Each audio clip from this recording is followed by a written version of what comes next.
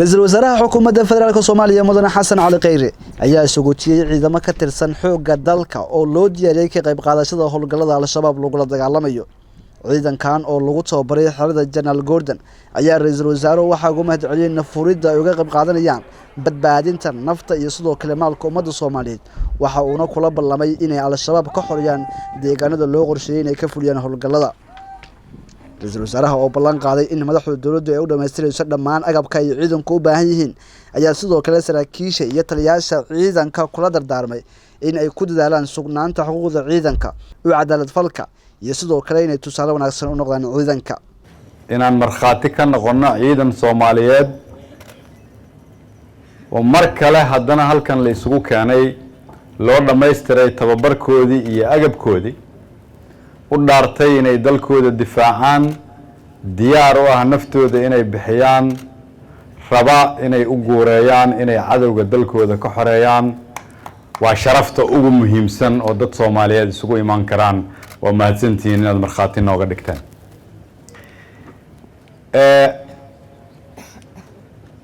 ciidanku waa astaanta qaranka Soomaaliyeed ciidanku waa sharafta dawladnimada ciidanku waa ilaaladii xuduudaha cir dhul iyo bad ee dadka iyo dalka Soomaaliyeed ciidanku waa rajada kaliya ay ummadda Soomaaliyeed leedahay dad iyo dalaan ciidan lahayn macnaheedu waxa uu noqonayaa dalaan dhul lahayn dal baylaha in wiilal Soomaaliyeed iyo gabdho Soomaaliyeed ay u soo istaageen inay naftooda huraan si ay dalka u difaacaan mustaqbalka ummadda Soomaaliyeedna iftiin ugu yeelaan anigoo ku hadlaya dhammaan dadka madaxda ka ah dawladda magacooda waan idin mahadcelinayaa inaad dhiigiina horeysaan waa mahadsantiin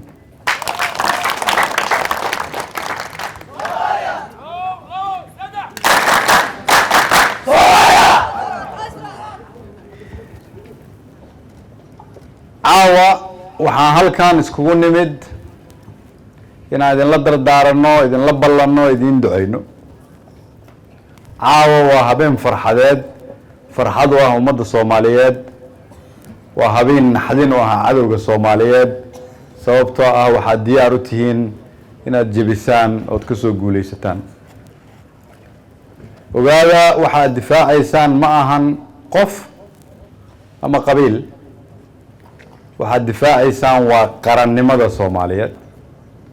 ogaada waxaad tihiin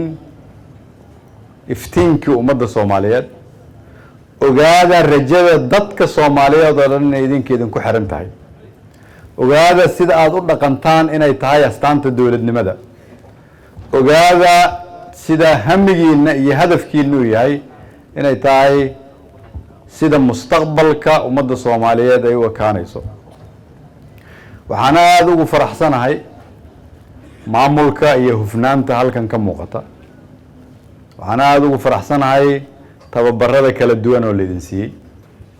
waxaan aad ugu faraxsanahay isku duubnida halkan ka muuqatay waxaa muuqata in ciidanku uu yeeshay nidaam la diiwaan geliyay xuquuqdoodu ay sugan tahay dawladdu ay diyaar u tahay qalabka ama agabka iyo xuquuq kale haday u dhuman tahay in loo dhameystiro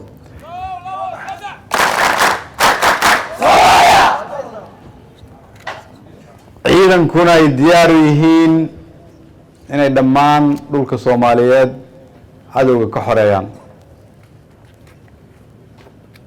rajada dalka aan ka qabno ma ahan inaad leedihiin saraakiil ama wasiiro ama ra'iisul wasaare ama madaxweyne rajada dalkan aan ka qabno waxa ay tahay inta wiil iyo gabar Soomaaliyeed ay diyaar u tahay inay nafteeda bixiso si dalkani uu xor u noqdo cadawgana looga ilaaliyo ummadda Soomaaliyeed dadka Soomaaliyeed rajadoodu weligood way fiicnaanaysaa wayna guuleysanayaan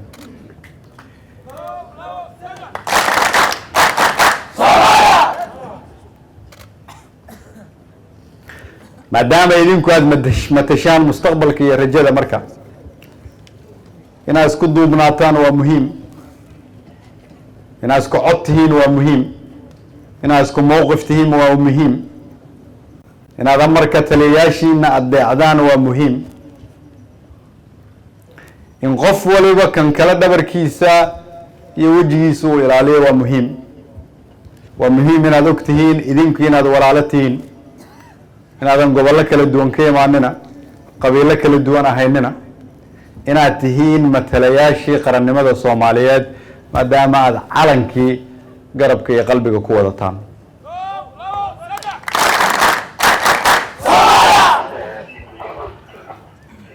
taliyaha iyo saraakiisha iyo taliyayaashiinana waxaan leeyahay ciidanku kama soo haro hoggaan iyo maamul, kama soo haro xuquuqda dhalinyaradaas dhiigooda shubaysa si loo ilaaliyo,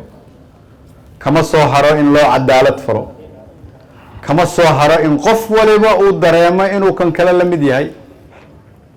kama soo haro inay tusaale wanaagsan leeyihiin. taliyaha iyo saraakiishana waxaa laga rabaa inay tusaalahaas noqdaan. annaga madaxdaana waxaana la ka rabaa inaan ka shaqeyno, xoogga saarno habeen iyo maalin in agabkiinu iyo xuquuqdiinu idin dhammaystiran tahay. waa mahadsantihiin. ilaahay ha idin fududeeyo, ilaahay ha idin fududeeyo, ilaahay ha idin guuleeyo. waxaan rajaynayaa